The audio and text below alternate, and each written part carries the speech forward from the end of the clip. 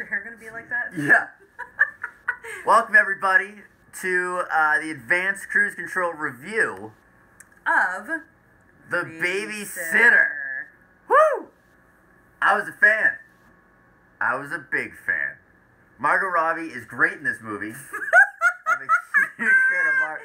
I've been a fan of her since Wolf of Wall Street. All right, and for her to go to this Netflix level and be like, hey, I am going to be in this movie. Let me stop you right there for a minute, Vance. That was not Margot Robbie in the film. Yes, it was. No, it wasn't. Who was it? Samara Weaving. So Margot Robbie has a body double, is what you're telling me. She really did. Okay, I will. That girl is she is a doppelganger. Where did they find this girl in Brooklyn? And well, you know what's interesting about Samara Weaving is that she's also Australian, just like Margot Robbie. What? Yeah. I need to move to Australia. So it's almost kind of like, battle of the identical. I don't know. I mean, they look exactly the same. Yeah, they look exactly the same. Obviously, Samara Weaving's younger. Really? Yeah. Tell me more.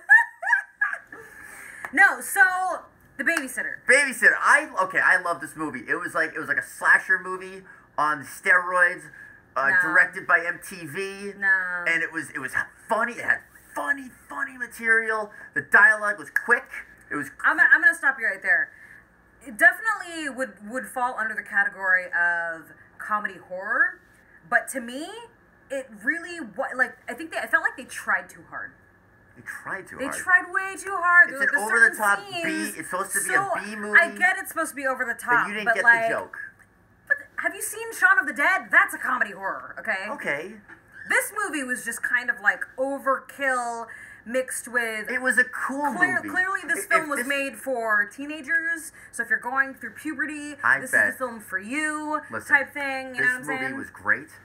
This movie, it was made by the people who wear Ray-Bans, and like they're cool people. So they made it as slick and as cool as possible. Kind of like another Margot Robbie movie called Focus. Okay, so let's not lose track here. Sorry. Let's talk about what the film is about, first of all. For the viewers watching right now that may not even know or may not bother to see it, or maybe they do after we You should absolutely see it. Well, if you want to see two hot girls making out, I would definitely say... There's other websites for that, but you can see... That was like my favorite part of the whole film. That was my favorite part. Well, I'm going to say yes.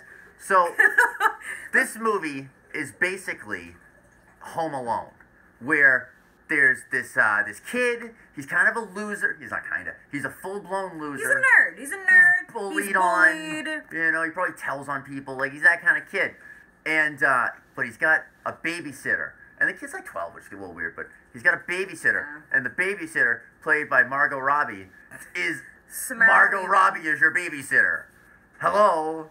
I mean, I haven't seen this since, like, Milk Money. Remember that movie? I need some help with my homework. What's the subject? This is a woman. Oh, my God. Oh, my God. Yeah. That movie was great. Ed Harris was in that. Ed Harris. And Melanie Griffith. Melanie Griffith. Oh, my God. I remember that movie. This Margot, what's her real name? Samara Weaving. Samara Weaving is the new Margot Robbie. Like, you know, they passed the torch on. I would not go that far, my friend. I am going that. Can I finish my review? What else has Samara Weaving done? First of all, okay? I don't care. Because you know what? This is her breakout role. Do not compare her to Margot Robbie, other than the fact that they look alike. As far as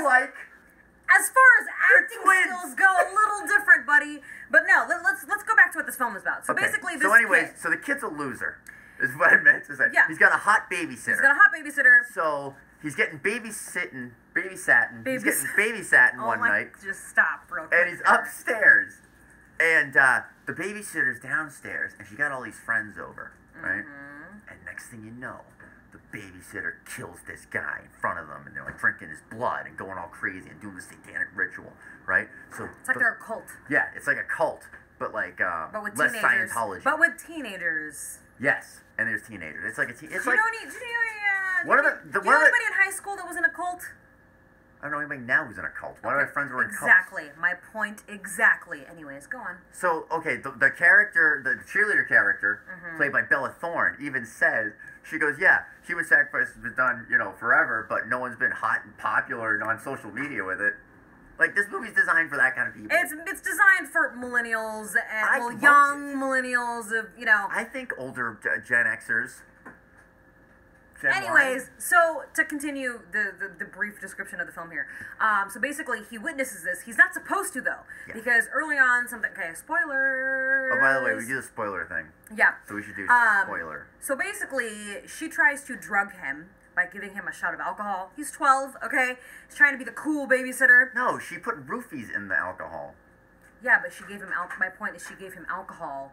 He's 12. Oh, yeah. To be cool, like the cool babysitter. Oh, you want to do a shot with me? Like, he's really fucking 12. Cool. And him, because he's still kind of nerdy, right? Yeah. He doesn't necessarily, he wants to look cool in front of her, but at the same time, he's never had a drink in his life, clearly. Sure. So he dumps the drink, so therefore doesn't get drugged, right? So he witnesses this whole thing go down, freaks the fuck out.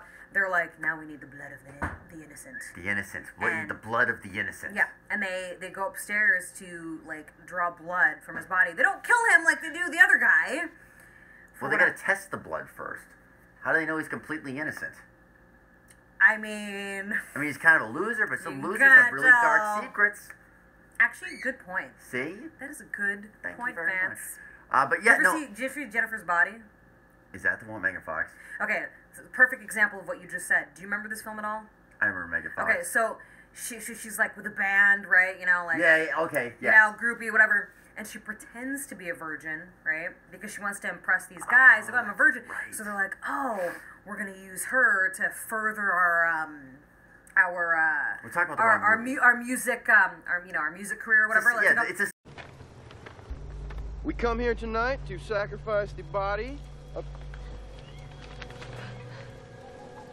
What's your name again, Tiffany? My name is Jennifer. Super. We come here tonight to sacrifice the body of Jennifer. Same concept. But when they try to sacrifice her, it doesn't work because she's not really a virgin. Right. So they saw the movie and decided, you know what, this could happen to us. Yeah. But this kid, much younger, right? Not a slutty. That wasn't even me saying. Okay. So the kid gets his blood drawn, right? And he decides, I'm going to escape. Some shit's about to go down. Yeah. So he tries to escape. He goes out the window, and the whole movie is just this chase of the kid. But here's where things get kind of weird. There's all these weird, like, do you remember the part with Robbie Amell's character? The shirtless guy? The shirtless jock guy, right? Yeah. Where he's like chasing coaching him. Yeah, he's like chasing after him, and then all of a sudden nice he runs into his bully, and then all of a sudden he's like, "No, you're like, why'd you not stand up for yourself?" Type shit. And he starts coaching him, and I'm sitting there like, "What the hell are we watching?" All of a sudden, like Turns he's like chasing a Big Brother him, film. and now it's turning into "Let me help you, buddy, before I kill you" type thing, and it's just that was the ridiculous. Well, it's supposed to be like, you know, one of those ironic things. You know, they do that in cinema sometimes. So yeah, I really liked the movie. I thought it was smart. It's a popcorn movie. I would not call it smart. You can call it entertaining. It was entertaining. Why would you not call it smart? It was because it was not a smart. I'm saying it's like a smart, like freshly done, like it's a smart, like. No. It's like a reboot of Jennifer's Body, but with kids. They get those two hotter girls too. I mean, this is a great movie. Not only that, there's some great gore in this movie. There's some splattering all over the place. Like, I hate that shit in, like, real horror movies. But, like, in this, it was funny. Well, yeah, because it's a comedy horror. But I think they tried too hard. That's my opinion on it. Well. But, let's see here. So, they're teenagers in a cult. A satanic cult, if you will. Trying to, I guess we never explained to the audience that haven't seen this film why they're doing this satanic ritual. Why are they doing this satanic ritual? They're doing it, why would anybody do anything for Satan? For your dream to come true. Exactly, which brings us to week 6. On the 7 deadly weeks of sins. We never Advanced cruise control. Sloth. Sloth. Why is it sloth, Vance? Sloth, they're lazy to do the work to put in for the dreams, so they take a shortcut, which is slothy. You know what? Let's roll with that. It's a good one, right? That's true. It's true though. They are lazy. They don't. Another sloth movie? They don't want to work for their dreams to come true. They're lazy. They're like, you know what? We're young. We're teenagers. Like, we're hot. Who wants to go to college and then work hard to earn whatever title it is that they desire, right? Right. So they're lazy. So sloth. That brings So that us would be to sloth. So let's go into ratings. It's a 6.5 on IMDb. It's what is it on? It's a 69% on Rotten Tomato. That is correct, Amundo. So what would you rate this? I would give it a 3.5. Besides being like really smart, and it's a quick movie. It's a B movie. You know, you're getting what you put into it. And Margot Robbie is great in it. How do you feel about I'm gonna Margot? go 3.5. How do you feel about McG? Because McG, for those he's a watching, music may not video know, guy. He's a music video director. He works with Michael Gondry a lot. I like his stuff. So I like that quick MTV Edgar Wright Did you kind feel of like shit. watching it? It was almost kind of like watching a music video, but like Yes. extended version. You know, some of this shit's so over the top where they have like the blown up words like hell yeah, like all this shit. Yeah. That was a little bit much for me, but you know, on the whole, I like the way they. So I'm gonna On the whole, I liked the way they shot it and the way they did it. That's why I like McG. Okay. For me, I'm gonna give it 2.5, only because 2.5. because the very beginning, you were there when I was watching it with you. In the beginning, maybe I was like too sober when we watched it, because in the very beginning, it kind of lost me a little bit. I lost interest like right from the What do you beginning. lost you? It's him and the hot babysitter wandering around town, high-fiving, doing... I'm talking about the very, very, very beginning, and then when things started going down, I was like, okay, let's see what's happening here with all the teenagers and all this stuff. Actually, where it got my attention is when Bella Thorne and when they were Sarah making Liebing out. started making out. That's when I was like, double oh, got what's my going on attention. over here? And that's pretty much where the 2.5 comes from, is from that. I feel like the movie, even though it was over the top, try hard, okay, because I still think my God. out of all, It's come not on, a dude. fucking Terrence Malick film. No, but okay? I'm someone It's who not watches trying a to lot be of a horror Terrence films, Malick whether film. it's a comedy, horror, B movie, whatever. It knows so what it is. from my opinion, okay, is that it was too try hard, but despite all of the negative, you know, things that I've already said about this film, it was entertaining. It was a fun movie, but I wouldn't exactly give it 5 stars. That's why I'm giving it 2.5. I give it 3.5, at least a full star more. Well, that's our review of The Babysitter. Be sure to check it out on Netflix. If you do want to check it out, let us know in the comments below what you thought of the movie. Right down here. And, of course, as always, Keep it 88.